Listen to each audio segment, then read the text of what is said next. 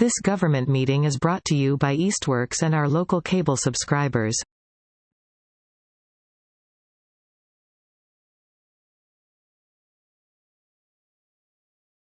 All right. With that, I will call to order this meeting of the Easthampton Planning Board for Tuesday, September 19th, 2023. All of our members are in person, and we are recording this meeting. First item on the agenda, public speak. Is there anyone here in person or online who would like to speak to something that is not on the agenda? Anybody online? Put your hands virtually, or it looks good. All right.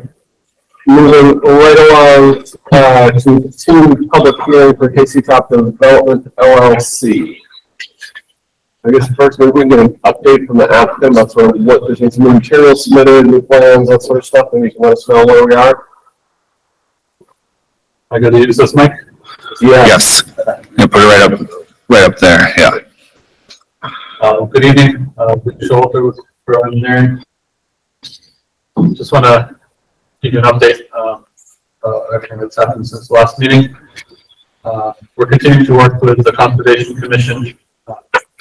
On September 1st, we submitted our final response to the comments received from this peer reviewer, Beals and Thomas. There were no subsequent changes made to the plans as a result of those comments, but there was a delay in getting a response back from Beals and Thomas because the commission needed to vote to extend their contract with Beals and Thomas at their last meeting. So currently we're waiting for a response from the peer reviewer. Hope to have that before the next Conservation Commission meeting.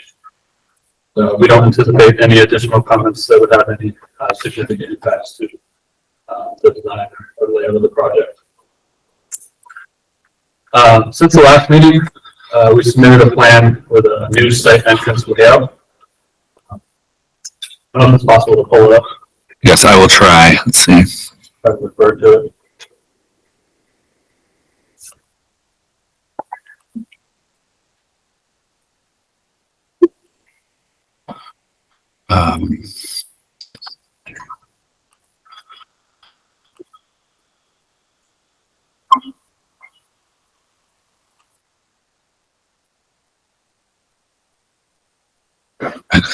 It's quick.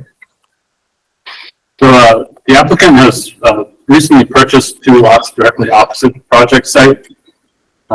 These 2 lots right here. And by purchasing these lots, it allows us to shift Mountain View Street without altering any of the abutting owners' properties. So the applicant would expand the right-of-way easement further out onto the new property, which will result in the Mountain View shift 30 feet to the south.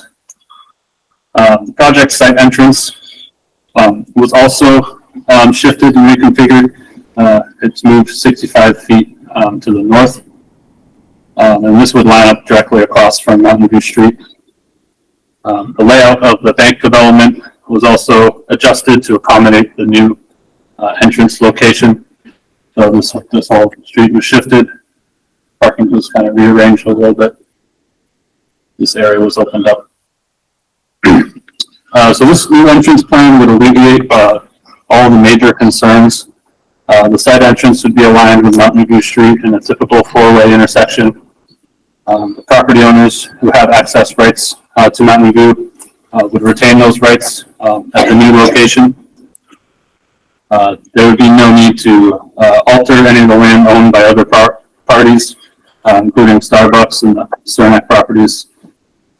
And the offset location of the new intersection will have less of an impact on the Starbucks entrance and exit to the north. So we believe this is the preferred plan today, and we believe it addresses all the major concerns. I'd be happy to take any questions you may have about the plan. This is really just semantics. Not much of a difference, but you said you recently purchased, and in the cover letter I saw that you had an agreement to purchase. An agreement. Is that pending full approval, or has the actual purchase gone through, or Where's it stand? I believe that purchase has come through completely. That's, It went through and it's recorded at the registry. Thank you for transfer. All right, good to know.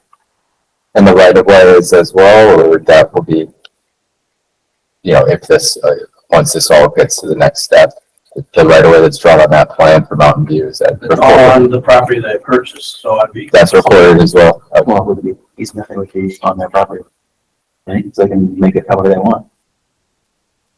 Right, but the access rights for all members, Along the road. gotcha, that's an easement. And it says that your Oh, okay. existing Mountain View Street right of way to be expanded. I'm just wondering if that parcel is recorded the way we see it here or not. I mean, it's not It's a not big deal. recorded that way. Not yet, it would be. Yeah, Once we get approvals and things like that, then we would, issue that, that makes sense.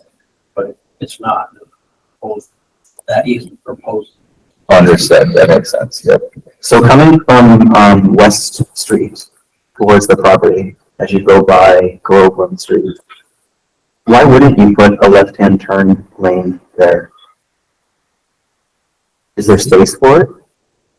I'm thinking about somebody, employees that work up in that building in the back, they're gonna want to take a left-hand turn there. That will stop traffic, I would imagine, behind them. it's not currently the entrance, to the fire ants, is that? It's not, but this building, this business behind it, right? Behind the fire ants, but Not behind fire ants, no. But in front of it, there's the fuel company right at the corner. The last factor we were discussing about going and whatnot, but in any event, It's a fuel building. So Yeah. yeah, the applicant's not opposed to. I'm like, how cool is that? Turn lane there, please we're open to that. Okay, thank you. And they have to work. With that, Yeah, it seems like they would, and that would seem to make sense for me to do for anyone, just for, even in the future. I mean, if that does become a public area and then someone's going back, it would make sense to do that now. yeah, even those turn, they like, oh, that's gotta be figured out at the fine detail. Yeah, but for right now, it seems to work, and then once you get to the DOT, they can do the design as well, right? It'll wait. Yeah, the way in. James, do you have another question? Well, I agree with the last statement you just made, that it's probably going to be worked out as it goes, but I kind of note that the width of that street, is a little narrower, than obviously the other side, and I'm just kind of curious at all if, if that had any kind of impact. I'm actually more curious for any traffic, experts to kind of give us an assessment of this new plan. I know we've got one for Stanton. Yeah, so you're talking about that, the volumes coming out of it that are much different. Smaller, yeah. But I'll let the applicant. But it makes where the turn begins and ends a little different than where the turn begins and ends on the other side. And I just, in terms of how they interact, it's just a point of curiosity. It's about alignment. Yeah, currently the whole area is paved, property to property, so there's no real clear, street there currently. It's the dotted line is kind of just, conceptual to show where the road would go. That's not the edge of the pavement. Yeah. In terms of the radius into the, curb cut, we just drew typical radiuses that are industry standard. That makes sense. And if there are other, you can do like how they call it L striping or skip striping to lead people turning through. There's other things to do at the end if there's issues with turning alignments. Awesome. Fine details. So. Well, the next question for me was, there's a thing here that it's not going to impact fire ants, it's not going to impact any of the other property owners. And why, just from what I'm seeing here, I agree, I'm very curious to hear other people, just to make sure. Any other questions at this point? Okay. Anything else from you? One of the things that I think we're still waiting on is there was going to be a request for waivers, a list of the waivers that you guys need. We don't have that yet, is that right? We did two to date. They were back in June, but they kind of put to the side. Were those the only ones? I thought there was going to be a more comprehensive One list. that is addressing the minimum density requirements under the SGCD, and we had started some work on that. It kind of got put out to the side as we got more involved in the traffic. So the planner's office, and I anticipate having that into the board within a week. Okay. Okay. I guess at this point, maybe Rick Bryant could come up and go. Okay. Proposed driveways, I work for you. Sure. But I'm gonna ask, we spoke, we were gonna go on some meetings with the other traffic engineers, and we've done some of that. That was fruitful, or, I know you didn't know us about some of that stuff, but.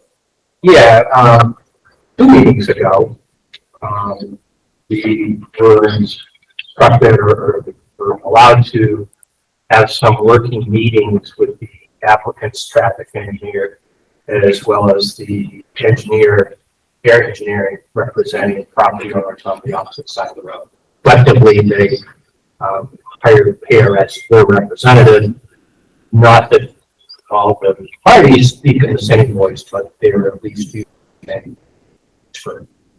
And we had some very good discussions, and were pointed in a direction that I thought was very positive, where the applicant was going to give and say, I'll reconsider the access location. And folks on the other side of the road had said that they would consider allowing some takings along their frontage to make for a aligned roadway. So both of those things were positive developments and created an opportunity for us to get the best possible plan on the table. But it's a beautiful. And in that follow-up board meeting that I missed, I did hear that the parties involved, those are the experts speaking, but the representatives, the applicant and landholders on the other side, did voice support for that process. So it was a very good process. It was well underway, and we were all waiting to see the next plan that moved the driveway to the north, and at the same time push things to the west so that we could get a much better alignment along Route 110. Now that meeting hasn't happened yet. We would still like to see that happen. And the reason why, from a technical perspective, is as much as this new plan and the land acquisition creates a great opportunity to do the right thing out here, what is still not quite there in our opinion is the stacking for the left turn lane into the site, and papers and transitions into that turn lane are a bit substandard. And from an operations perspective, that turn lane is undersized. You're going to be stopping traffic, through traffic on the road that's trying to get the site. And from an alignment perspective, if you can't center it in the roadway, then the transitions are more abrupt, and the possibility from a safety perspective for someone to end up on the wrong side of the road in the wrong lane is higher. Not even to say that creating an unsafe condition, but for a standard place, we minimize it. So, as I said, I think the plan that we're looking at falls a bit short in terms of accommodating the present site, and is less than ideal in terms of maintaining the safest roadway alignment along Route 110. So from that perspective, I urge the board to sort of the applicant and others to continue the process that was started, to see if this plan can be modified a bit further. Again, my opinion would be shifting the alignment to the west, enabling you to cut along the left turn lane, and some better papers to get in and out. Okay, so you're interested in further discussions with the engineers and hopefully trying to find a better version of this current plan? That would be my recommendation. I will point out, and I was some representative at that surgery offline for a while. I did hear from her last week of getting that process started again. haven't been anything. follow up on that. We agreed we hadn't heard from Pear, but I think there's an opportunity to get it. Okay. Applicant have any objection to further discussions with the traffic people to try to fine tune? It sounds like we're making progress here, but there might still be some more discussions that make sense. I really think that process should happen with. I'm getting a couple comments about it's difficult to hear from audience members, so yeah, and Yield the mic. I think actually using, if I can interject for a moment, I think using that microphone is not being effective at home. Okay. So that microphone is less important. If you want to pull that away and just speak louder, it's actually this small microphone at the front of the room, which is picking up that podium. Okay. One of these. I'm not sure. We're working on a, That one, or it's stretched far enough to go to the podium? Sorry. Is it this one? That sounds like it's amplified. so this, I think, is just going in the room. So this isn't actually effective. So if you just raise your voice, I think people at home will get picked up on that one. So now I'm gonna ask, the applicant question, Yes. you can yield the podium to the applicant, that you were just saying something about it, but I want to make sure you're getting recorded. So I think you need to come up to the podium. How hard is it to move the podium? It's all wired in. Possible. Mr. Mayor, it's Tasty Top. I think those details can be worked out with Mass Highway. There's more options with them. And it's something that we would be addressing during that process. I think we've shown great forward movement with everything right now. And again, Mass Highway is going to have the final decision here. What happens to that? If they want it longer, if they don't want it longer, they have the ability to take things by eminent domain. And they were planning to close certain curb cuts already. So I really think anything we're doing right now is just kind of guesswork. The worst, we still have to endorse a proposal and a plan for this, and our peer reviewer is saying that there's more that can be done to get a safer proposal. I mean, we all acknowledge, and we've said it a million times, right, like Mass DOT is gonna have the final say, but I don't know how, when we got someone here that's an expert in the field was telling us, and it sounds like your traffic engineer is willing to have that conversation too, that, you know, we're getting close, but we're not there. And I think we're still trying to find the best proposal to make so we can put that in the decision, and then Mass DOT will hopefully find a way to make that work or not. But I don't know how, I mean, if it's being asked to have further conversations like this, and in the end, we can sort of make our proposal whatever we want it to in our commission, but I think if there's a chance, certainly we have time, you know, before we go on this anyway, then we can have more meetings between engineers. I mean, I don't think we want to just pass the buck to Mass DOT on any of this, because we still have an obligation to endorse a plan that we approve of. We're doing this. Yes. Well said. It's a difficult decision because each time we kick back to the applicant, they're spending money to make these plans, to have these meetings, purchase this property, responding. A lot has gone into this. I would go so far as to say, not that we're getting close, but that we're really close. These latest moves for me make a big difference. I do, however, agree with you that we've got a little bit more time. We're going to have to wait. We're just waiting for other things that are coming out. It was just declared. That's time well spent getting it a little bit closer. And I think one more plan, basically with this design, but adjusting it as Stan Tech recommended for the left-hand turn, I think it's wise. But I also think we're really, really close. And I appreciate the applicant's work at getting us there.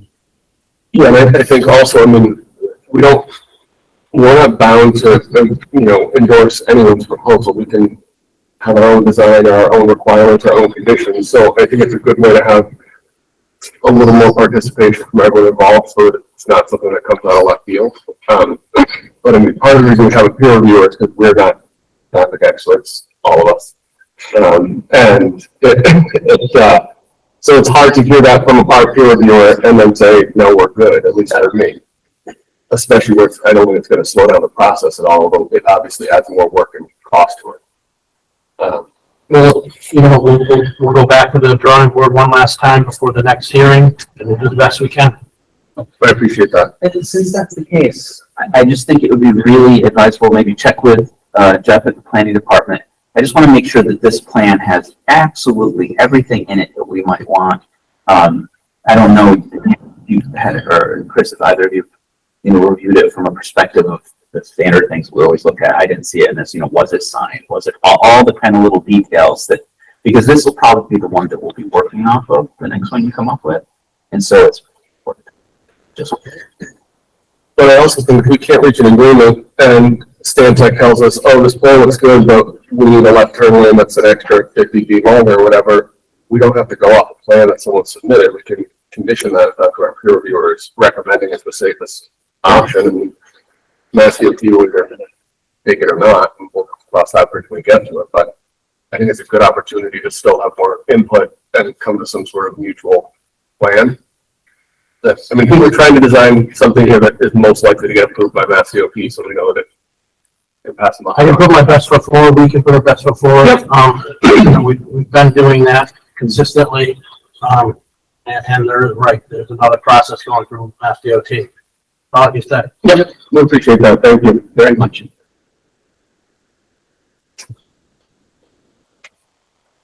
And so, Rick, not to drag you back up here, so you're comfortable with taking that next step and trying to meet with Howard Stein Hudson and maybe Power as well to see if we can tweak this a little bit and get some of the information we need? Absolutely. Okay. All right, I appreciate that. Thank you.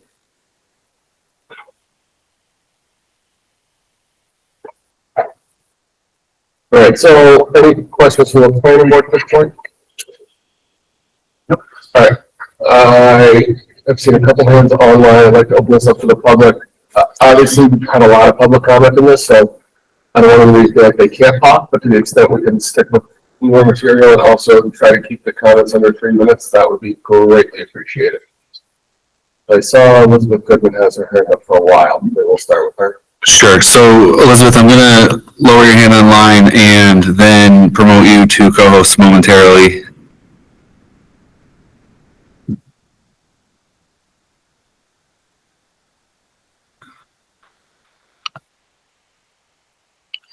Okay, so Elizabeth, you should be able to unmute yourself and turn on your camera if you wish. Can you hear me now? Yes. Yes. Thank you. Thank you very much for recognizing me. Our client is the abutter across the street from this proposed development. And we do have some concerns with this new sketch. I only recently got it and did not have time to put my comments in writing to your board. But the applicant has repeatedly asked to have you defer any decision and leave it to Mass DOT and the NEPA process. But I point out again that the NEPA scoping letter particularly asks the town to make a decision about the best access, and the town is best situated to do that. I want to raise some concerns that this sketch moving the alignment of the road raised to me. And I know your chair will understand this when I say there's a case, MPM Builders LLC versus Dwyer. It's a Supreme Judicial Court case from 2004. And that case said that, yes, someone who owns a right-of-way over their property can relocate it, but they have to ask the abutting property if it has a effect. And we believe this will have an adverse effect on access, both for the fire ant business and for 100 and 102. If you look at the little sketch plan they prepared, they show that the right-of-way for the existing road continues, but it's all blocked off and there's a proposed pedestrian access. So they are changing the access. They are removing the right-of-way access from Mountain View to the highway and moving it. And that is MPM Builders exactly. They need to go to court if they don't have a waiver from all of the abutters whom this affects. And I don't think the town should just approve this relocation because the town will be dragged into litigation because it is not clear that this property owner has gotten the declaration. You're not allowed to do it unilaterally. The case is clear. If you want to move a right-of-way and you don't have permission, you need to go to court and prove that the proposed relocation does not lessen the utility of the easement. So I'm very concerned about that aspect and concerned about how the relocation of this road affects those abutting properties. Our client has always asked for a direct alignment with the existing Mountain View, and the applicant purchased this property in order to avoid that, apparently, but they don't address these concerns. And furthermore, now that they've purchased this property, and I did check, it is owned by Mr. D. Marinas individually and personally. He owns that property now, so he can do what he promised to the NEPA filing. In that case, he said the best option for this road is a rotary. And the rotary he designed in that application was way too small. But now that he owns this property, another option that they need to look at is whether the rotary should be including this property that they own. And that might provide better access for the abutting 100 and the fire ants property. So not only does this sketch, we agree, this sketch needs further refinement, it needs data. And we've always asked for the data and we're waiting for the data. What is the traffic count from fire ants? Did they take traffic on Friday? Because fire ants has told our client that the traffic that comes to fire ants on a Friday is 6 times the traffic during the week. And so we don't have the fire ant traffic numbers. We don't have the counts, although we believe Stantec did because they commented on them. But we understand there's no left turn from the south. And I want to point out also that while the plan says existing access to remain open on the a property abutting 100, so they would close one access and they would leave one open, but it shows a sidewalk and shared use path right down that access. So which is it? A sidewalk or a driveway? And it's very unclear. This design was rushed out, I think, and doesn't address normal data and traffic considerations. So I think our consultant, David Loring, is present. If he might be able to speak in more coherent traffic consulting terms on this issue. Thank you for listening to me. Thank you. So I guess, it sounds like we're gonna have further discussions with traffic engineers anyways on this, so I don't think the applicant needs to respond to that, but any comments or thoughts on this, or just wanna wait and see how the engineers work this out? Okay. Yes. Yes. The latter comments that we just heard specifically about the driveway as a walkway, those I think are important. When I made my comment about trying to make the plan nice and tight, that's the kind of thing if there's some of those still lingering, it causes me. But I also want to just briefly make a comment. Board member, we've heard a long time, many different requests from the abutters on that side of the street to align these 2 streets, and we've come a long way. And it seems a bit inflexible for me now that it can only be aligned with the existing way, even though the property's on it. Now, I understand you're talking a legal case, and I'm not sure what that'll come out. But I just want to express my own opinion that I'm a little frustrated that we've come so far and worked so hard, and there's still a segment here that really believes it can only be one way. That strikes me as something. I would actually second that, and I feel like this is more than a sketch. I think it's a pretty substantial design. It's not complete. I also believe that moving that road 30 feet does not burden anybody, overburden anybody beyond where the existing road is. That is, to me, a non-argument. It holds no water to say that fire ants are going to have to drive an extra 30 feet to get to the intersection. So I agree. I think that the comments I just heard were difficult for me to hear considering how far we came. And I think there's a middle ground, and I think the applicant has come way close to the middle ground. And from what I'm hearing, I'm pretty concerned about the people on the other side of the street, that they're being very inflexible. Well, I think part of it too is getting more detail on what that Mountain View Street will look like on this plan, because it is sort of dash lines, it's sort of hypothetical, and I think it's easy for us to say that's hypothetical, but we're not the ones that are going to have to live with it. So I think that's something that can be at least solidified to sort of know what they would be compelled to do and what they would get out of it and all of that. So I think that all of that it further supports, I think, further meetings with the traffic engineer to try to pin all that stuff down. That's a fair point. And I think if the actual intersection moves further towards Groveland Street, then you will see a different alignment that comes further into the 194 Northampton Street. However, I think that's a perfectly reasonable alignment. I agree. I do not think that the road has to be where it needs to be. Now, do the people on Suriname Field need access to that potentially new road, that new right of way? That's something that could easily be worked on, to provide access for all applicants, for all parties. Okay, anybody in the room with any comments or questions at this point?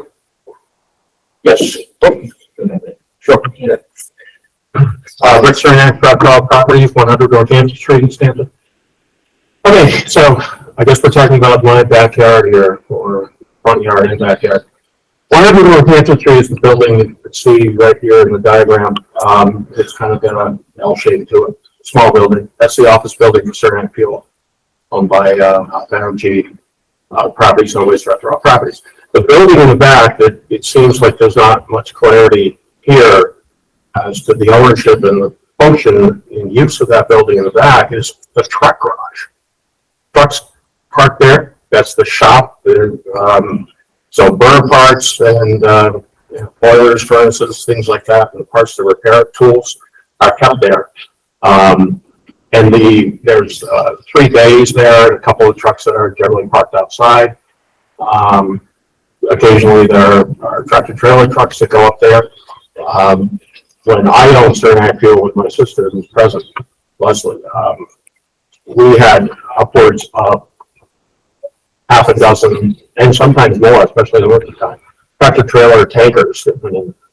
Our current tenant doesn't have storage back there, but they could at any point in time get storage back there, which means that they could have the need for tractor trailers to go in. So I just want to be clear that the only access to that building in the back, which is called 0 Mountain View Street in most of the records, is via Mountain View Street. As I was looking at this, when I first saw it, I said, this looks, hey, we're moving in the right direction here. Some of my cousins had tried to reach out to the applicant back in December, had a meeting, and it just seemed like, gee, maybe there's going to be some progress here, maybe not. But one thing that I've heard consistently from the parties here, and we've been asking from the public and the abutters here, is for, and actually from Stantec, to see an alignment directly across from Mountain View Street, the way it stands today, and see a plan for that. And I know that, there's a little bit of trepidation, or I don't want to say confusion, but it just seems like we haven't seen that yet. And the planning board actually asked for that. Members of the planning board asked for that in the prior meetings. So if we still haven't seen that, we'd love to see that. And that may just solve the whole thing. Otherwise, when we look at this, we see a lot of problems with property rights. We, right now at 100 Northampton Street, actually own frontage on both corners, frontage about 135 feet on Northampton Street, about roughly the same on Mountain View Street. Does this mean we're going to lose our frontage on Mountain View Street and there's going to be a little strip of land owned by somebody else? Who's going to maintain that part of the road? There are utility issues that have to be addressed. So there's still a lot of problems that have to be talked about here. I think if a meeting of the engineers is reasonable, I certainly am in favor of that. But there are legal issues that are, it really opens up a can of worms. And that's something I know that the planning board can't solve all these problems, but they have to be addressed. And so, yes, we're making progress. That's great. I love it. I think we're getting closer, and I'd love to see it. I'd love to see that plan we've been asking for all. That's my bottom line. Thank you. So just to clarify, I mean, I think what we've all been looking for is a four-way intersection. And so we had not talked about the option of moving Mountain View Street. And it may very well be, I mean, you're talking about larger trucks, you're talking about various issues where this relocation may not be feasible. But I'm not sure that, you know, and again, I'm just sort of referring to our traffic expert, what they've said, like their focus is not having a staggered intersection there. And I think the way you get there, this wasn't really something we had talked about, so I think it does need to be considered. But I'm not sure if anybody, I certainly wasn't thinking it has to stay where it is. It was merely just the fact that that's where Mountain View Road is. That's where it could be a four-way intersection. But I'm certainly open to moving Mountain View Street. But again, there's a lot of property owners that have various rights there. There's various safety concerns. I mean, thinking about these big trucks, and again, I think this part of the plan is sketched out as what Mountain View Street will look like, and I'm not sure that's a hard and fast drawing for it, but I can see if you put, you know, 18-wheeler having them make a left turn out of there, if they're also doing an S turn to get to the intersection. I have no idea, but I think all of that needs to be discussed and analyzed by people who know more than me on that front. But I mean, I think conceptually, the idea of Mountain View Street moving doesn't alter are at least my ultimate safety concern of a four-way intersection. So there may be other reasons that it doesn't work, and that's certainly true. But I don't think it's, I don't think it's sort of like improper to have taken this approach to try to get to the four-way intersection.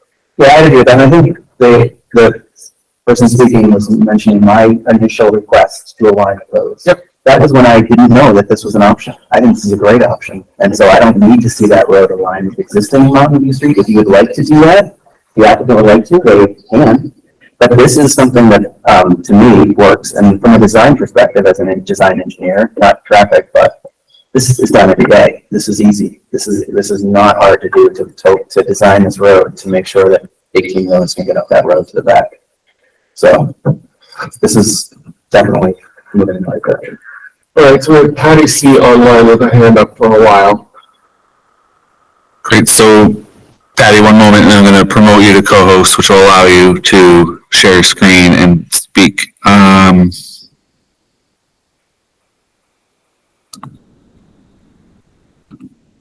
of now, you should be able to unmute and turn on your camera if you wish. Thank you. Thank you for giving me just a couple seconds. I was a little perturbed, and maybe I misunderstood, but I thought Elizabeth had a lot of really good points, and I was kind of shocked at the reaction of the planning board and the applicant that talked about how it seemed like it was only one way. I don't agree with that at all. I think Elizabeth brought up a lot of good points about the traffic and issues with the new proposal, and I hope the planning committee is listening and taking her suggestions to heart. It's the planning board's job to protect existing residents and existing businesses, not just to accommodate developers that are coming to this town who really aren't going to be here as permanent fixtures. So I hope you're listening to people like Elizabeth, because I thought she had a lot of great points. I also have a question because I was stuck in traffic today trying to get in and out of CVS because I guess there's some sewer issues because of Starbucks. That bothers me because, again, my fear, not so much, I mean, traffic is a big issue, but my biggest fear is that our infrastructure cannot support this, and it's going to cost this town not just money, but it's going to cost us residents living with a lot of issues. And when I saw that today, I'm like, oh my God, you know, Starbucks was only one new business and we're having sewer issues. So can the planning board address that? I mean, what caused that? And do we really need to worry with this project? Because I'm sitting on the back end of this right off Lawrence Road. This is going to affect me as a resident, a longtime resident. I'm concerned. So I hope that you are really, really looking at the infrastructure and that we can support this project, because after it's here, it's too late to try to fix things. So could you address what that was all about? Yeah, I'm not sure we can speak to the Starbucks one itself. I believe that was an issue with their site on their own, but I know that we have the DPW and the fire department provide an engineering analysis for water and sewer access. and they believe that at least some of the first phases were able to handle at the current capacity. And I know that in the draft, the applicant submitted some draft conditions acknowledging that, amongst other things, that they would, not advance past a specific phase without upgrading some of the infrastructure on site to accommodate that. Some of this is pre-existing in this project. Some of it is stuff that is anticipated may arise on capacity fronts from this project. But that's certainly that was one of the first things I think that we discussed on this project way back in the beginning of the year was water for fire safety and water and sewer for businesses and residents. So that's definitely something we're discussing and considering as part of all of it. Can I add just one thing? So I think the DPW was trying to figure out what happened with the Starbucks. It's called a lateral line, so it's connecting from what's in the street is the city's sewer across and what goes under and to Starbucks. And there was one hypothesis that it got crushed when they were backfilling and finishing up in the roadway, finished the construction of Starbucks, and then realized that pipe had been crushed during that construction phase. That's one scenario. The other thing, and I know it's not going to satisfy everybody to learn this, but the infrastructure in Route 10 is undersized and very old. And so with or without this project, we will need to address the infrastructure in Route 10. So one of the benefits of a large project like this that brings mixed use and affordable housing is it makes a grant funded project a lot more competitive. And that is the conversation that we're having, is to seek federal dollars to fix the water and sewer lines on Route 10. And a project like this allows us to pursue those grant funds. So if without a project like this, a grant would not be very competitive and the cost could fall on the taxpayer. So it's almost the opposite, that without a project, it could actually be the taxpayers over time that will chip away at this, big project, or with a project that provides housing and mixed use that makes us eligible for funds to actually do the replacement. So not everyone will agree with that, but that is one thought process on the infrastructure on Route 10. Thanks, Jeff. That's one of the ones here like that. Oh, okay. There you go. I just have a question. I just want to ask. Can you come up with this so the people at home can hear? Okay. Talk about. Hi, Nancy South West Street. My question is, what is the process now? Because I know that a lot of this discussion concerned access from Route 10. But in terms of the entire project, like that giant house, like how many people are we talking? How much, what was kind of a percentage of the apartments or whatever is that to be appropriated for affordable housing? I'd like to have more of an overview and how does the planning committee pursue all that? So that's been submitted at prior meetings. All those materials are available online if you want to take a look at the stuff that they have. I've looked at online, but I don't really understand, like is this, when you see this new plan, this layout, is this, like, this is acceptable, or is this the issue has already been decided, or? Nothing has been decided on this at all. So it's all still up for discussion, and there are problems that still need to be solved, and probably all five of us have a different list. So you're focusing first on access, and then you're gonna. We looked at a lot of that stuff first. Yeah. I mean, we've been meeting since December. Yeah. 10 months. Yeah, and so we've looked at various issues at various meetings, and they're not all, just because we moved on from them doesn't mean that they're all resolved. Okay. I mean, frankly, I think that the traffic one was one that sort of seemed dispositive and might make the rest of it kind of moot. So we've sort of been focusing, at least lately, we've gotten the peer reviewer involved. We've been doing more of that analysis, but nothing, just because we're not talking about, preservation of trees tonight doesn't mean that we're done with tree cover, Okay. So all those things are still things that we're going to have to grapple with. But a lot of it is stuff that we have already done pretty deep at various meetings. We went through for example, the affordable housing and the units and all of that. We've had a couple, as the plans have changed, the affordable housing expert and consultant has been here to change that. If you can't find documents, maybe going back and finding some of the meetings, and because you can watch them all online now, so that might also help for some of the stuff that's happened already. Okay. All right, thank you. All right, Danielle Martineau online. So momentarily. As of now, you should be able to unmute and turn on your camera if you wish. Okay, can you hear me? Yes. Yep. Great. So I live at 89 Northampton Street, right next to this proposal. I have a few questions, but I wanted to make sure you guys knew something. So my house is my house, but it's also my business. I have a home occupation in that outbuilding, and I see about like 5 to 6 clients at a time. Sometimes I provide group therapy, movement classes, things like that. So sometimes I have like a lot of cars in my driveway, and I'm curious how this new proposal with the lining of the driveways will impact getting out of my driveway. It may not be an issue, but I wanted to bring that up because I'm not sure it's noticeable because it's a resident house.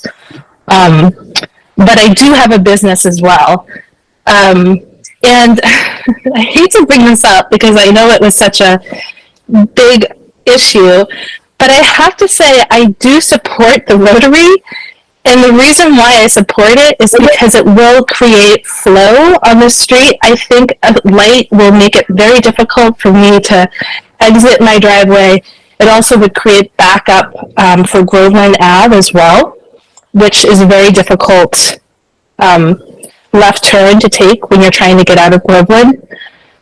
So I have to say, I understand why the applicant voiced support for having a Rotary. I understand that there's some logistics behind that might be problematic, but if it is doable, I could see it actually being a very good option compared to a stop light, which again would just create backup for me. And in terms of the Rotary, I see it as a very similar thing that is on Pleasant and Ferry, the Pleasant Ferry intersection, and I just don't understand why, if there's one there and it works well, why this is such an issue. I don't know much about the traffic studies, or how traffic work, but I did want to support my support for that if that is an option. I also wanted to bring up the infrastructure issue. So I did some research on, there was a plan to have the sidewalks done.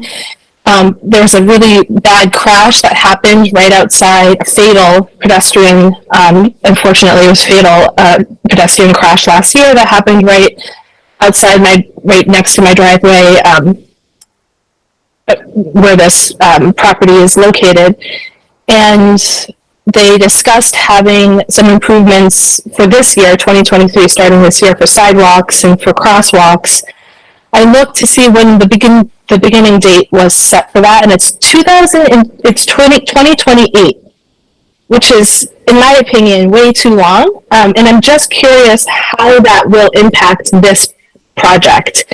Does that mean that they will have to wait until Mass DOT decides to upgrade the sidewalks and the water mains and all of that? Again, 2028, which to me, again, we need that now, if not yesterday. So I'll just leave it at that, just to keep it short, but those are my points. And I just wanted to make sure the engineers and the planning board knew that I also have a business. So I'm just curious, how this will impact the flow of my driveway. Thank you. Thanks, Neil. And that is good information. I don't think that's come up, and I think that's good to know. And I'm similarly intrigued by the concept of a Rotary, especially since the applicant now owns that property, but I think that's something that traffic engineers can hatch out and figure out if it is or if not. What was the discussion about big trucks being an issue? There was, I think that was when it was trying to be squeezed in the existing roadway, and now there's more space available, but I mean, that's not, the question right now. I think it's certainly a viable discussion. And I do think one of the issues that Stantec had raised about this current proposal, just thinking of Danielle's other point, is sort of the distance up to the north and the south that's covered, so that you can sort of see some of the more impacts where the roadway is moving and that sort of stuff. So hopefully that will all get hashed out, again, like, we'll at least know what is being proposed in that regard. So I think that's helpful information from Danielle. And I think, Jessica, one second, but I think as far as your final point about the improvements to Route 10 there, I think the hope is that it's not waiting until this is done, it's that would become moot if we can somehow get a grant and get the state to come in and do this upgrade. Is that fair? That's fair, and actually, it's a good opportunity. So we were to Ms. Martinell's point about the 2028, that timeline is for the full renovation of Route 10 all the way to O'Neill Street from West Street. So the 2028 is the very long-term redesign of the whole stretch. So that is a long ways away, but that's beginning now. This project, if it becomes a permitted project, gets sort of baked into some of their discussions, and that's important. But I think regarding the pedestrian fatalities, Mass DOT did, Danielle's correct, that they did talk about a project, and we were actually just recently informed that they are going to be implementing 2 crosswalks in this stretch. They apparently have funding for fast-tracked pedestrian improvement projects, and it seemed to be kind of very quickly following the fatalities that they came up with the plans. Apparently there have been discussions going on, and we were informed that there will be a crosswalk with rectangular rapid flashing beacons near Groveland Street. And they said that they were going to be starting construction in a matter of weeks on that. And that'll be in the vicinity of this stretch where it is difficult to cross. They're talking about bus stops. Apparently they didn't commit fully to bus shelters, but they're going to have an actual bus stop location, which right now on Route 10, it's like a flag stop. So someone who's riding on PBTA can stop the bus wherever they want and get off. And that may have contributed to some of the safety issues. And then the other crosswalk that they're going to install is more near Valley Apartments, just past Abashan. And these are projects that Mass DOT is going to do within their right-of-way of the street. And we were informed that they are going to start construction possibly in October. So we're going to try to do some outreach and press release sharing their information on this. But I think all is not lost on what Ms. Marno was picking on there. I think it is something that they took seriously, and they're going to at least get these temporary improvements. And I think the last thing to be important to mention is that they did indicate that they were aware of this project, and that whatever improvements they're putting in, they understand could potentially get changed by this project or get changed by the 2028 improvements as well. But they want to put the investment in and get the rapid flashing beacons in place sooner rather than later. So it's a good opportunity for an update on that. That's good. Thank you. Okay, there was another one who was going to speak in here. I'm Kathy Ahern. I live at Gulf Street in Easthampton. My first question is about traffic. A big issue. My understanding is that NEPA is requiring that there be a much more comprehensive traffic study, and done it will be major points around the city. That's my understanding as well, yes. Do we have any idea what the time frame is on that? No, and that's part of it. Well, I shouldn't say no, but that NEPA part, I think is supplemental to what we are doing. So it'll be a different analysis than what we're doing here, but it would expand it for the Mass DOT portion of the project proposal. So I'm just curious about when we would see that information, because the traffic component of this is enormous. Jeff, do we have a timeline for that? I don't think we have a clear timeline on that, except it's going to be a while. And if there was something else in your question that you maybe didn't get to say it, but I think part of the MEPA process, what it will inform is when or if this project applies to Mass DOT for an access permit, then Mass DOT will incorporate any of the findings of MEPA into their access permit. So, they think about this in multiple steps. The applicant has this step at the local planning board, and we've been doing this for a while, and we want to get clarity on what the plan is. Then MEPA will have to continue, and all those findings will get prepared and provided to Mass DOT, who will then consider an access permit for the project, and they'll have more authority to talk to the applicant about other if other intersections need to be changed or upgraded, the MEPA process would inform that access permit. So if I was trying to gather where you might go with that, that's kind of our understanding. Actually, why we've been told that we don't need to wait for that MEPA process for our process, because we're dealing with sort of the narrow impact on this stretch here, but Mass DOT wanted to let their project get an access permit to begin unless and until they granted approval under the MEPA process. So that's a more holistic traffic study for that, but that is a similar sort of life or death hurdle for the project, right? It has to get that permit from Mass DOT, even if we gave them a permit, in order for them to actually get off the ground. So just as far as my understanding of what I read in the MEPA response was that this will cover many intersections throughout the city. Yeah, I mean, my recollection is that it goes, on Route 10, I think it goes out at least past Florence Road and maybe up Florence Road. It goes into maybe Main Street or beyond, coming this way into town. So And it will also, all down Union also Street. include going down Union Street Yeah, to College. Yeah, And also 141. I believe all that. It was a pretty broad, map that they passed. Okay. Okay, so I have a few other questions. I'll try to be very quick. My other questions are for the developer.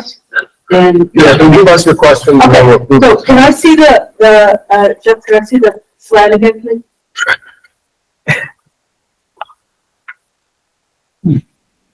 Momentarily here. Twice as one day, it's gonna be tricky. We're just checking on your skill level here.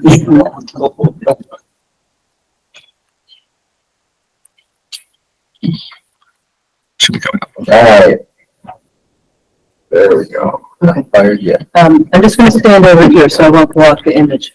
So, I have never understood this issue of not being willing to line up with Mountain View.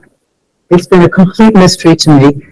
And if anybody knows what the answer to that question is, and I just missed the answer, you could let me know. But I finally realized when I saw this drawing what the issue is. So do you want me to guess, or do you want to tell me? No, why don't you just address us? Okay. Going back and forth. So,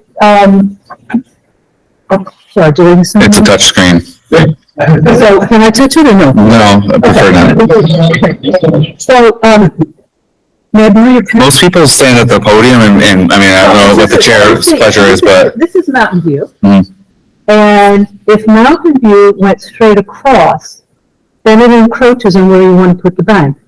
Correct. So the only reason that the two need to line up, cannot line up from, the only reason the two can't line up from the developer's point of view is because it makes that parcel or that portion of the property. Well, we discussed this at a couple of meetings. So one of the reasons is the applicant thinks that Mass DOT will prefer to have their driveway further from Starbucks to increase the traffic. Uh-huh. But and that plan, there was a statement that the applicant thought that they wouldn't be able to get both pad sites in there, but there was also some question that there might be a way to move things around on site, and it might not actually take away that site. Uh-huh. But, yeah, I think the stated goal is to keep the entrance to this project further from the Starbucks driveway, which is to the north. Okay, well then, from my point of view, so we have a property over here, Danielle's property. Correct. Okay, and we have a restaurant here, which is a little bit smaller than, what is that restaurant near Lowe's or Home Depot? Pardon? Texas Roadhouse. Texas Roadhouse, yes. So we're talking about a property here which is in the order of magnitude of Texas Roadhouse. Yep. And I'm assuming it will be something of that ilk, because we already have plenty of very good restaurants here, and that this will be a regional draw of that type of food. And they will have lots of lights and everything. And with this road coming down here, and the further it comes down, the closer you're doing, you're pushing it up against Danielle's house. Correct. And Danielle was worried about the dumpster. She's been worried about these bloody dumpsters all along. And does she have any idea of what the light pollution is going to be? All the lights that will be shining into her house. Yeah, I mean, we had a lighting plan. I mean, the lighting and lighting from off-site is definitely something that is, again, as I said before, that has not been resolved. But I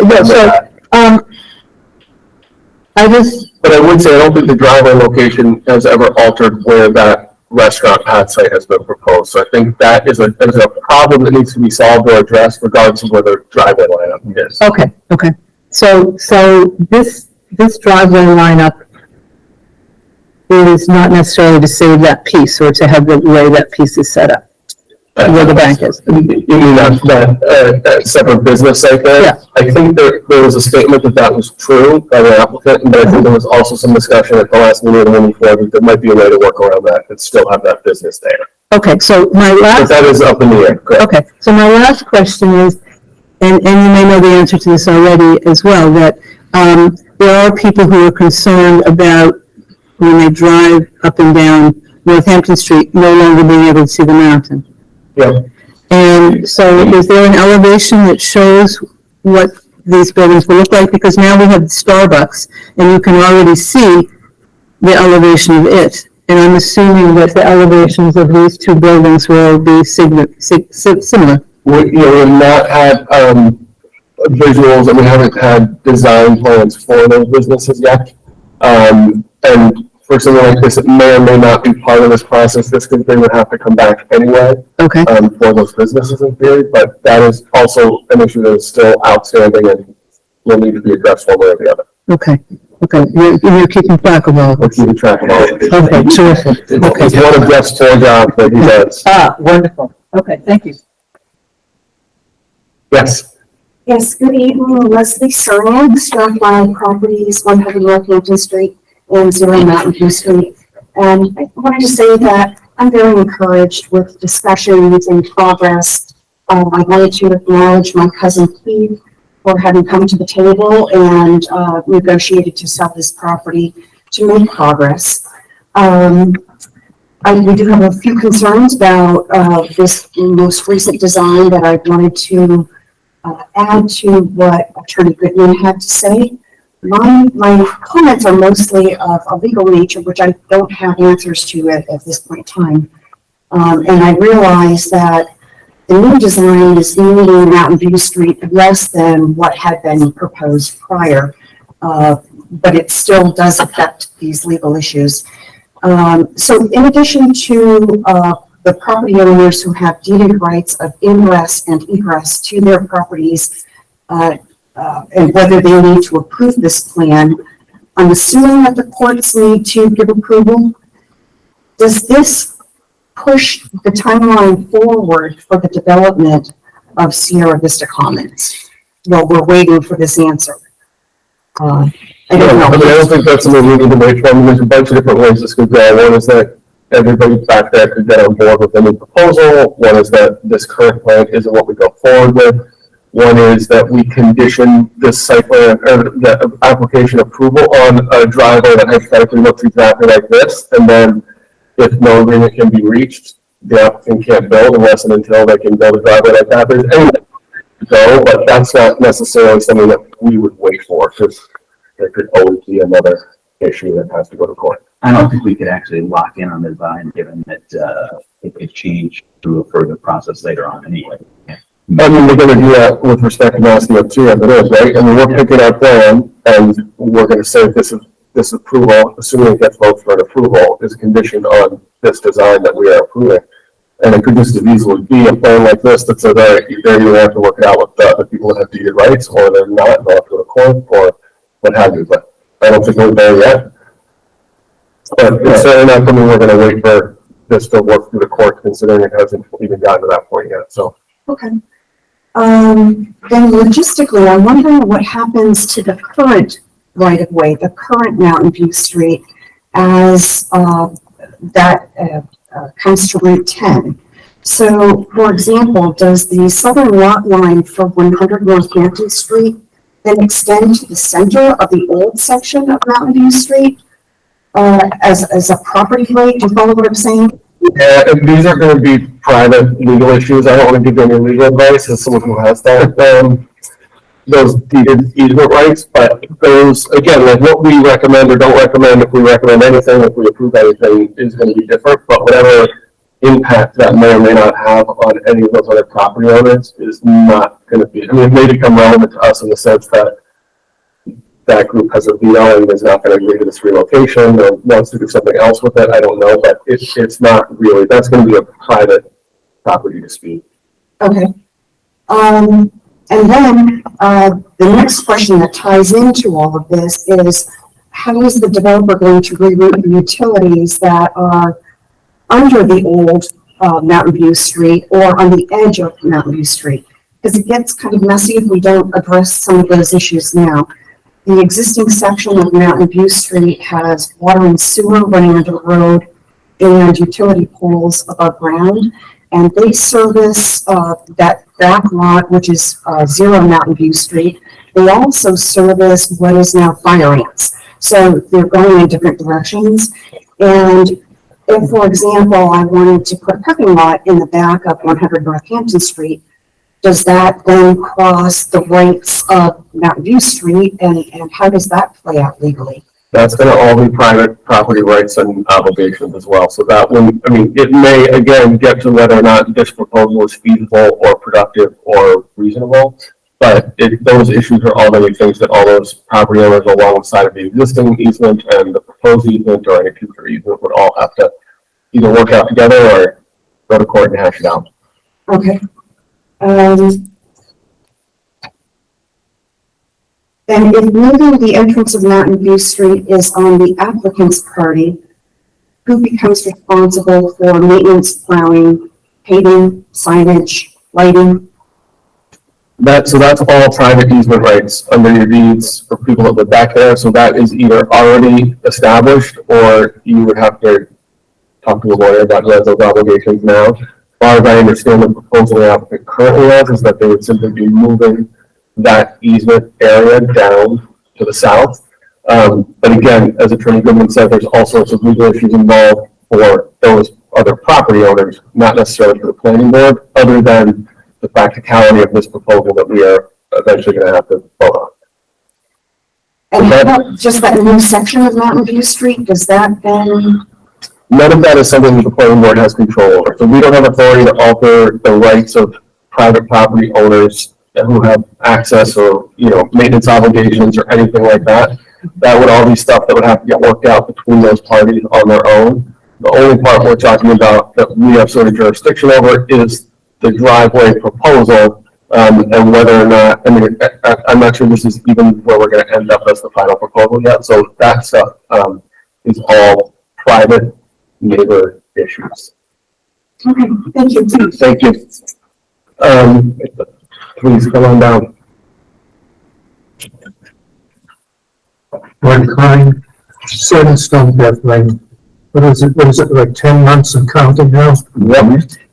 But who's keeping score? It's kind of the same. Appreciate your hard work, folks. I want to make a few points about the environmental unfriendliness of this project. Let me first start with there's been no viewshed analysis for this project, despite the fact that the applicant has said that the buildings will not be visible from Route 10. Well, let's see it. Let's see an architect put up a rendering and show us what this is going to look like, because we don't know. The proposed buildings are much larger in footprint than any buildings in the area, and the proposed contemporary traditional architecture style is completely unlike any of the structures in the local area. The applicant should be required to develop a viewshed model of the project to demonstrate its impact on the local area and adopt the proposed architectural design for buildings to be compatible with the local area. At this point, what we've seen are off the 1970s shelf building designs with all the charm of an office/industrial park in a strip mall, completely unlike any other buildings in Easthampton.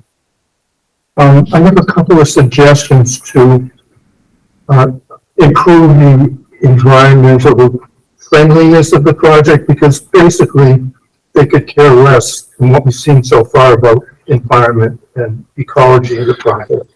The first one would be use of permeable paving to eliminate the need for large open stormwater basins that occupy significant portions of the site and are not suitable for residential use and increase the loss of farmland and reduce buffers to environmentally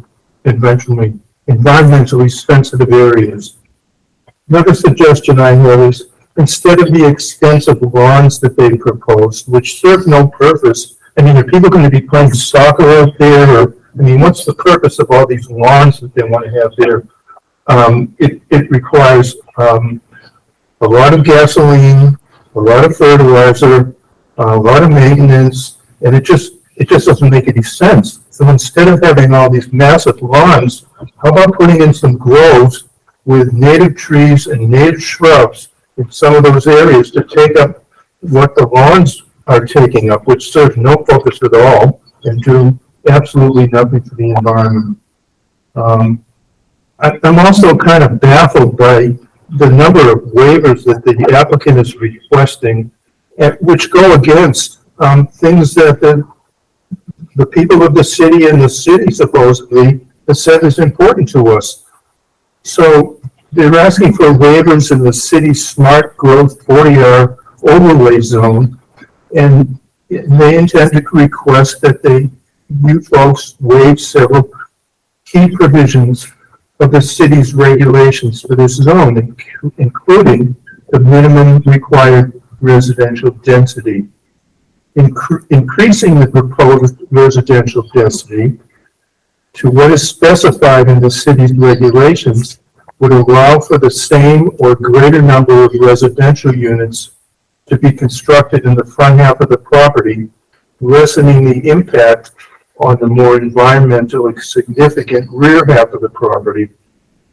Increasing the number of residential units in the 40R smart growth zone portion of the site to reduce or eliminate the need to obtain waivers from you, and reduce the number of residential units in the rear property.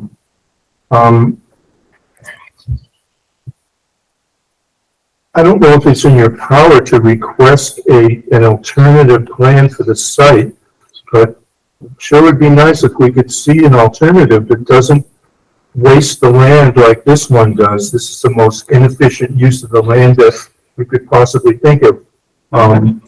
A true reduced build alternative should be considered with fewer buildings and fewer units, less commercial space to increase the buffer to sensitive environmental areas and preserve more prime farmland. The easiest way to reduce the environmental impact of this project is to reduce its size. A reduced project footprint will demonstrate that the applicant has evaluated, quote, all feasible means to avoid damage to the environment, or to the extent damage to the environment cannot be avoided, to minimize and mitigate damage to the environment to the maximum extent practicable, as per the NEPA statute. That's what it specifies. And this project is in conflict with several of the goals from our recently adopted open space and recreation plan. Goal number 3, agriculture is preserved and promoted as an important aspect of community character. Goal number 4, lands of natural resource, scenic and recreation value are protected and well stewarded and are connected with each other with neighborhoods. Goal 5, groundwater and surface water are protected as clean and abundant resources. This proposed project protects none of the existing prime farmland on the property and instead converts this important resource to buildings, parking lots, and roadways, stormwater basins, and lawn areas. No restrictions or protections of this valuable resource have been proposed, and instead the project has been sized to maximize the loss of these farmland areas. Partnering with local and regional conservation organizations is a potential strategy for achieving this goal. And I'll just mention that there was another land purchase in the city this week that is kind of in direct opposition to what is being proposed here. And that is the purchase of, I believe it's around 60 acres by Kestrel Land Trust on Main Street. And they're going to build Green Easthampton, which will be 90 units of affordable housing on 11 acres and will protect 43 acres for conservation land. That's called smart growth. This is not smart growth, it isn't even close to it. So I really hope that you folks, in your continuing consideration of this project, will keep in mind what we, the citizens of Easthampton, have deemed to be important to us. And use our regulations and use our plans, the master plan, open space and recreation plan, to make decisions on this, and to whatever you can do to force the developer to not insult the city with his plan, and let it be our plan.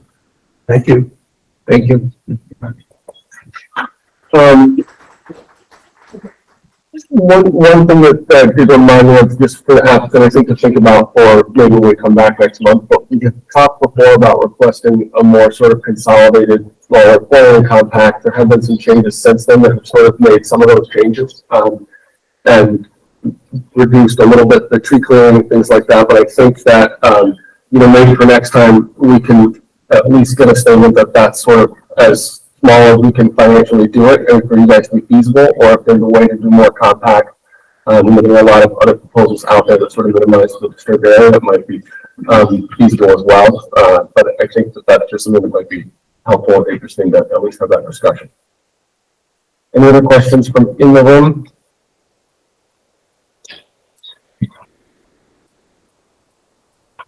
After the traffic consultant spoke, there was a comment about, after the traffic consultant spoke, there was the applicant made a comment about, and I'm paraphrasing very poorly, that we can kind of move past this because we've done everything we need to do, and Mass DOT will come along and resolve everything. And your point, I believe, was that we'd be better off, you would be better off, the city would be better off, the applicant would be better off if this time could be used well to think through this access issue, rather than sit on our hands and wait until Mass DOT told everybody what to do. And I'm wondering if this is a similar thing based on what Marty Klein just said, which was the city has been moving toward being interested in being more concerned about the environment, expressing their concern in more than just words. And there's now, on the September 27th, there's going to be a meeting about climate change, that perhaps the applicant might consider looking a little bit about the city of Easthampton's concerns about the environment and conservation, and use that slant to reconsider his project, because is it possible that this project would be much more likely to be approved if there was some thoughtfulness about how the city of Easthampton, and including the people of Easthampton, not just the government of Easthampton, has expressed itself vis-a-vis the environment. Yeah, I mean, so that's kind of what I was just getting at with my last comment. I mean, I'm just trying to say it a little bit more succinctly. Yeah, so there's only so much we can do as far as modifying an applicant's plan. Yeah. We've expressed, I think multiple board members have expressed sort of a concern about sort of the sprawling nature of this plan. Now, whether that's a fatal flaw or not is going to be up to every one of us when we actually vote. I simply want to know, have we reduced this as much as you're willing to reduce it, and we're going to consider this plan as is, or is there still some room there for you to reduce that impact? Yeah. And so one way or another, we will know this is as much as they're willing to give on that area before we vote on it. Well, perhaps maybe the applicant could be given or request a copy of the open space and recreational plan, copy of whatever is being, that the city has about their concerns about open space and conservation. And those documents are all public records, with the only yes, but perhaps the applicant hasn't known about them, and so therefore hasn't looked at them, and therefore hasn't said, well, here I am, I own this expensive big piece of property, and I'm going to be part of a new community that I have obviously no experience with, and perhaps I might consider how I would be a good neighbor to everybody else in Easthampton, because there appears to be a real, disjuncture here between the conversations. And the people of Easthampton have spoke quite loudly about the fact that they're interested in these things. And the developer doesn't ever seem to have heard that the people of Easthampton are interested in these things. And that it might behoove the developer applicant to get to know the city of Easthampton a little bit, perhaps spend some time here, go to our restaurant, see what Cottage Street is like, and be able to weigh, to some extent, the implications of increasing the traffic to the rate that they will increase the traffic.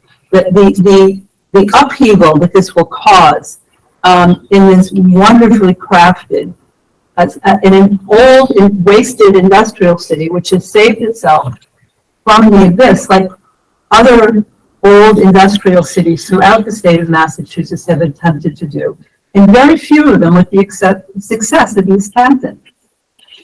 Yeah, so our purview is limited to stuff that's in the zoning bylaw. So some of these environmental concerns are in the bylaws we have to consider. So, for example, we have to state that they've made efforts to minimize the removal of trees on the site or something. So that's something that it's a vague standard. It's going to be different for everyone up here when they're voting on it, but it's something that we can take into account when we're doing this.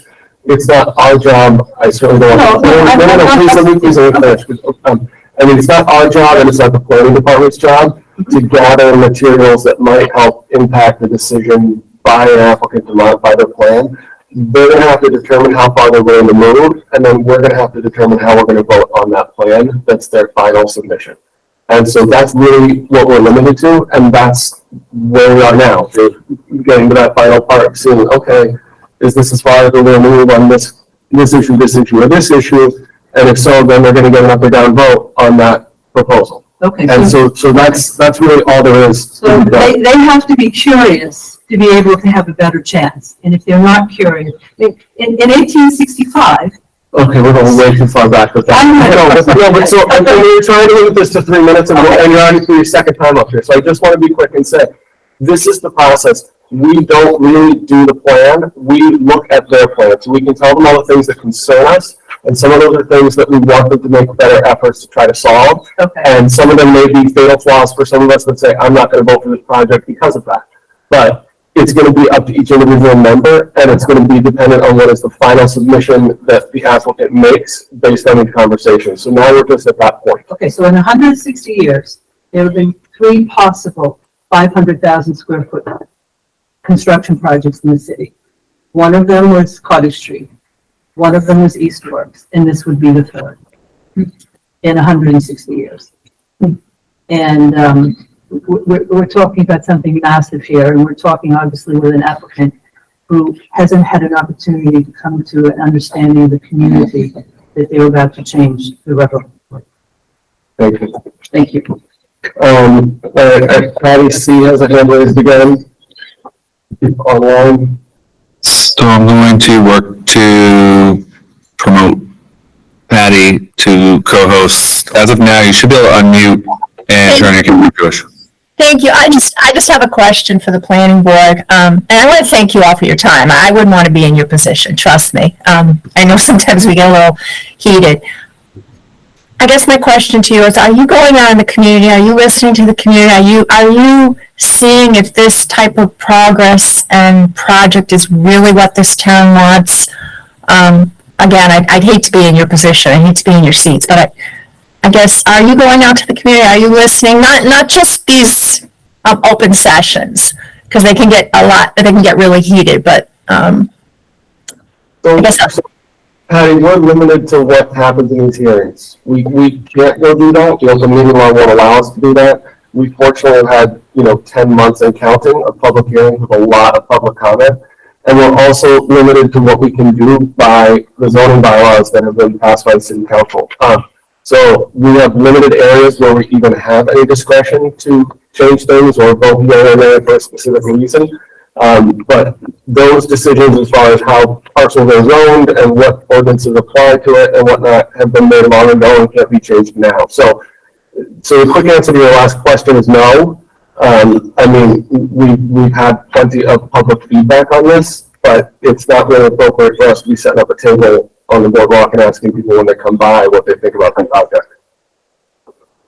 There's another hand in here.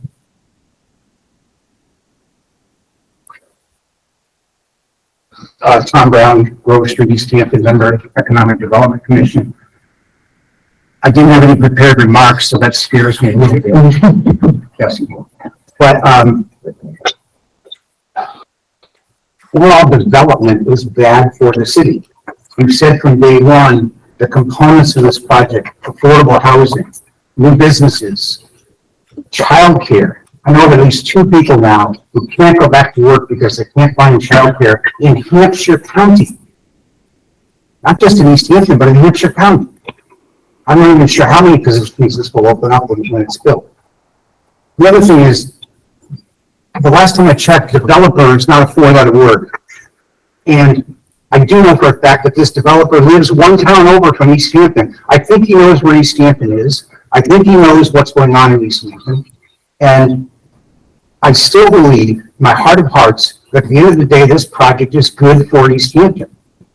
My fear is if we keep moving as a city, if we keep moving the goalposts, eventually, thank God he's a fighter, because eventually I would have walked away a long time ago and put up a for sale sign on the property. But for months and months and months, we say line up the streets. Streets are lined up. Now we have moved the goalposts. I'm not worried about the environment from the standpoint of he's going to be put through the ringer, he is already, with the Conservation Commission. He's got to be put through the ringer with the planning board. It's a process you have to do, I understand. 10 months of meetings and hearings. Maybe there's another month or 2, hopefully. But every permitting agency in the city has a crack at this to make sure it conforms with what the city wants. Maybe this is one of the biggest developments in Easthampton, but I would argue that the development of the southern section of Easthampton over our aquifer in the 60s and 70s was probably the biggest development that ever hit Easthampton. Thousands of homes, neighborhoods. We still have some of the purest water in the country, even though that was built over the aquifer. There is a way to do it right. And this project, I believe, is being done right by the fact that he's working his way through every agency required.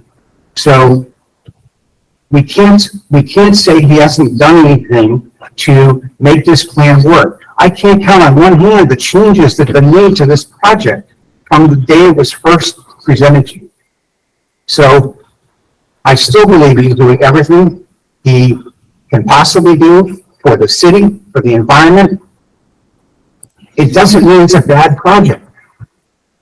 At the end of the day, after everybody, planning, conservation, has a crack at it, it's going to be a great project. Thanks. Thank you. Anybody else in the room? Anybody online, comments or questions? Any other planning board comments or questions? Yeah, I'd like to ask. So it's just about process here. I know that there's some other waiver information that's coming. We've requested a final tightening up of this plan and meeting with some of the traffic engineers as part of that process. And Jesse indicated that we need to go through our normal process where we start to highlight items. This have a little internal discussion, or we do a little less public speak, more really nailing us down. And that's probably in our next meeting, I'm guessing. And then through that, we come up with some conditions. I know we've already started work on that, and probably the meeting after that, it's a decision, it's a vote.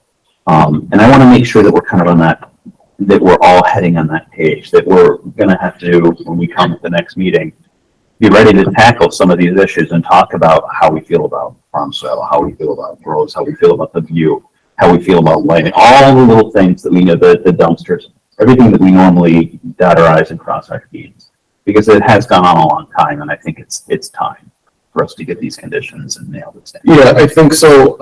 We received a draft of some conditions from the applicant. I think that one of the things I had spoken with the planning department about was trying to put together at least a list of potential conditions we've discussed for our next meeting, or issues that we need to sort of resolve with conditions.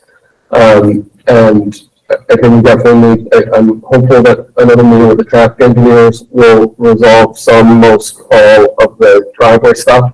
There are a lot of things we talked about back in January, February, March that we sort of set aside when we dealt with, traffic infrastructure stuff, which has, obviously taken our attention, but we need to get back into all of those things. So I think that next meeting is good meeting to discuss those issues, certain things that maybe haven't, we raised 6 months ago and we're waiting for more information from the applicant, but they've also been focused on the traffic stuff. So I want to make sure we have all of those things, prepared and in front of us so we can make an informed decision. And it may be that when we do that laundry list next meeting, that, they have to make some changes and come back to us, or they have to look at something. But I think that we are at that point now where, I think the driveway is almost as close as we're going to get from a cooperative standpoint, and we may be at the next meeting just deciding what we like, whether it's just deferring to our peer reviewer on what he was proposed, or whether it's picking an option that we've seen or one that we've never seen. I think we're sort of at that point where we're going to have to start making decisions one way or the other, or start raising issues and saying, if I don't see this, I can't vote for this project. So I think that's, if not the next meeting, in the next 2 meetings, when we're sort of starting to hammer that stuff out, because I don't think there's anything else that we're waiting for that we haven't already talked about the applicant providing. So I'd like to remind the applicant, and I said this a couple of times, that to empower us to make that happen, we need the absolute best plan set for our next meeting that we can possibly get. And I strongly recommend getting with our planning department just to make sure that what we present is. Yeah, just to build on that, I think it'd be like, instead of a single drawing, and this is what you're saying, just have a single drawing here, an actual full package that has the elevations, that has, everything we've talked about. So it has the planting plan, the lighting plan, so we can look at a whole package together and actually do the checklist. And that's what we normally get. And I know there were a lot of things that, some of them have popped back into my head, like we've talked about sort of like planting and screening hypothetically, but we also do see a final plan that was sort of addressing all those issues, I think, that have been raised. So I think, and also, we modified, I think, the front part of the project for some of the driveway discussion. So is that going to impact things that happen sort of off screen, if you will, with this current one, or is that stuff still the same? And then I think we're going to have to decide internally sort of what we want to see as far as like elevations, drawings, designs, things like that at this stage versus what will be reserved for when a project comes in. But that's another issue that's out there. But yeah, I think that all of that will be very helpful in sort of getting us over these last few hurdles to a final vote. I know we've seen some pictures of some imaging of what the buildings will look like in the back, and what I think you really nailed it by encompass it to one package so that we can go. We'll make one PDF with a complete of all the changes to date, and I agree that's appropriate. That'll be good, and I'm sure, like I said, we've sort of jumped around with the things that we're trying to put out fires. Some things have sort of got lost in the shuffle. It's happened on our end, it's happened on your end, it's happened to the public. I mean, all of that is true, so it'd be good to be able to start from, all right, let's pretend the last 10 months didn't happen, and here's the project you're coming in with based on all the feedback you got. Right. And that'll give us a clear image, and the public a clear image of what we have left to do. And just to clarify, and you can do a pretty good at this, but make sure you get it in the week before, because this is a package we're going to need to look at over the weekend. Well, it's a question of when is that one will. Well, so I think the next meeting that we have a clear agenda for this is October 17th.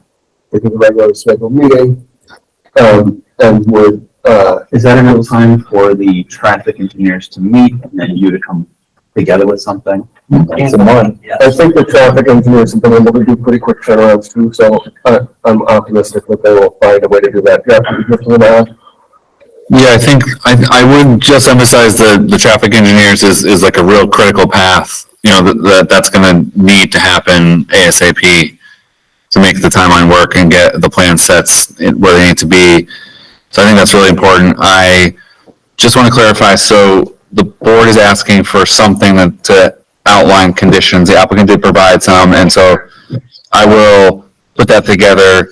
The other part of what was just discussed comes down to findings of fact. So there's the planning board's process is to review a whole bunch of different criteria in the zoning ordinance, and then the process is usually to put together or align the factual information that's been provided with the findings, and then the planning board would discuss that. So that's a task that I would do, and I'm willing to do that for the next meeting, but it's aligning all the findings. I think it will act as a checklist. I mean, usually when you fill these in, it's like, we find all these things, and we're gonna have to make sure that we actually can find all those things. But especially with the site plan, special permit, smart growth, there's a lot of ordinances that we don't normally deal with all at once. Correct. So there's gonna be a lot of, items there. So I think the more, plus it gives us closer to a written decision to put that template together.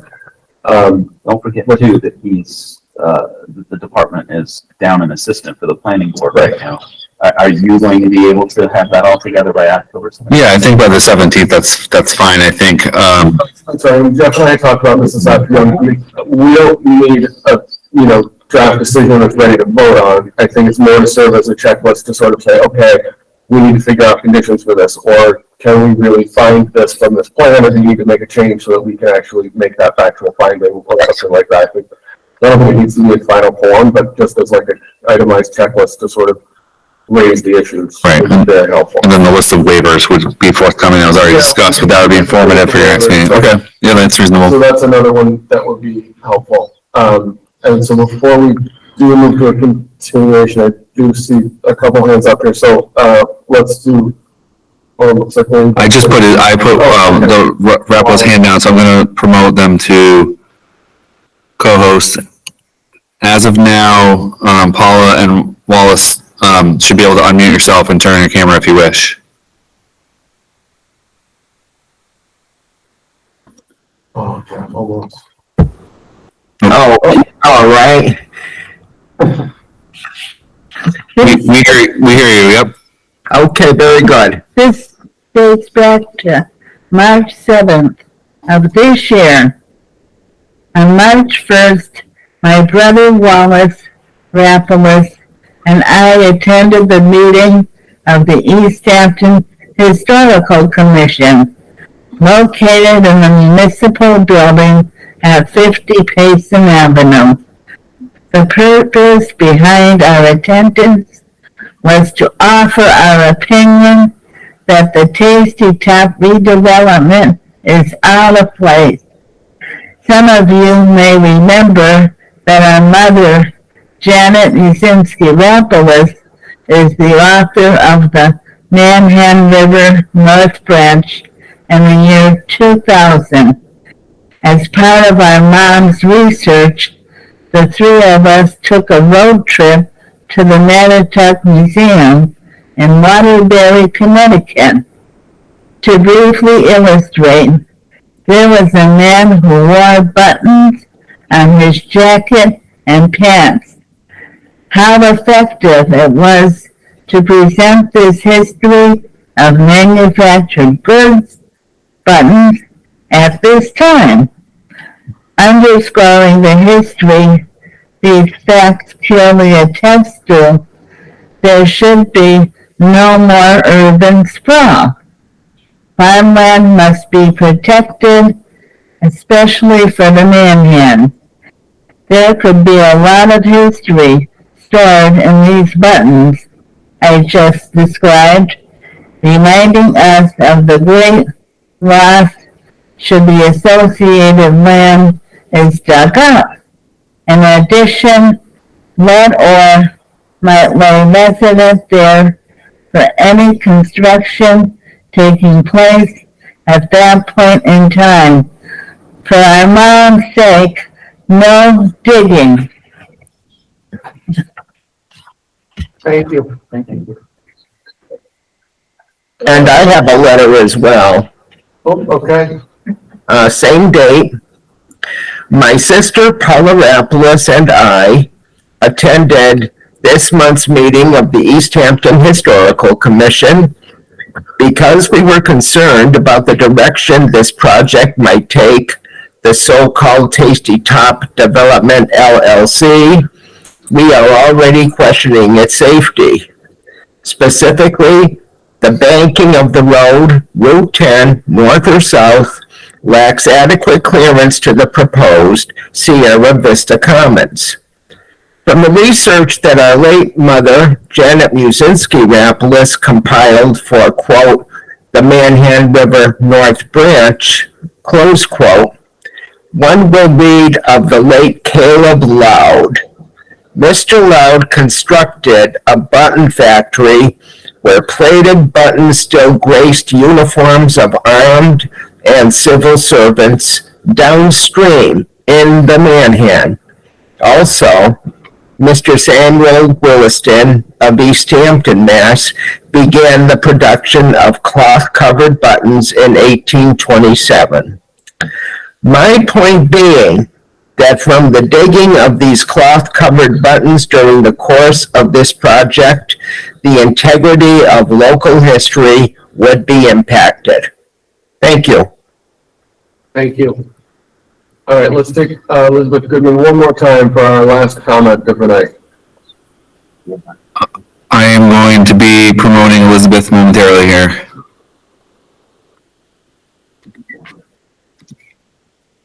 Okay, Elizabeth, as of now, you should be able to unmute and turn on your camera. Thank you very much. I listened with concern to your statement that the traffic engineers can easily meet and resolve these issues. They can easily meet, but the data needs to be produced by the applicant. Traffic engineers don't just decide things, they are engineers. And so if your applicant does not produce the data necessary to address the final plan design requirements, you can't get a response. And so that is my big concern, that you're just willing to take a sketch, because we have yet to see the traffic data and other requirements necessary. I will ask our engineer to make a complete list and description of the data needed, and we will share that with you and Mr. Bragg. And we will make every effort to have our consultant available. But we think that in addition to relocation of the easement, it may be necessary to review the roundabout. And I don't think this board can just say, great, we got a relocated driveway, now it's done. Because the applicant itself proposed a roundabout. We know that DOT prefers a roundabout, and we should take a look at that. Now that he owns sufficient property on which he can place the edge of a larger roundabout. So those are my words of caution and hope to the board. Thank you, Elizabeth. I would just say on that point, I mean, we do have our peer reviewer in the room. He has raised some issues about missing or information he would like to see more. You know, there's nothing that's going to prevent us or obligate us to propose or endorse a plan that has been agreed to or not agreed to. I've said it before. You know, we can condition this entrance however we see fit.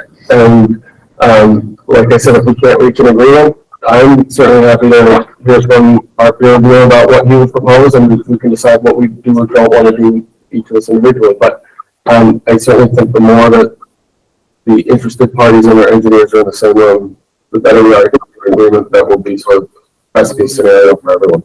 And my hope is that that would happen sooner rather than later, which would give the applicant before October 13th more time to adjust their plans. So I ask and hope that those engineers will meet as soon as possible.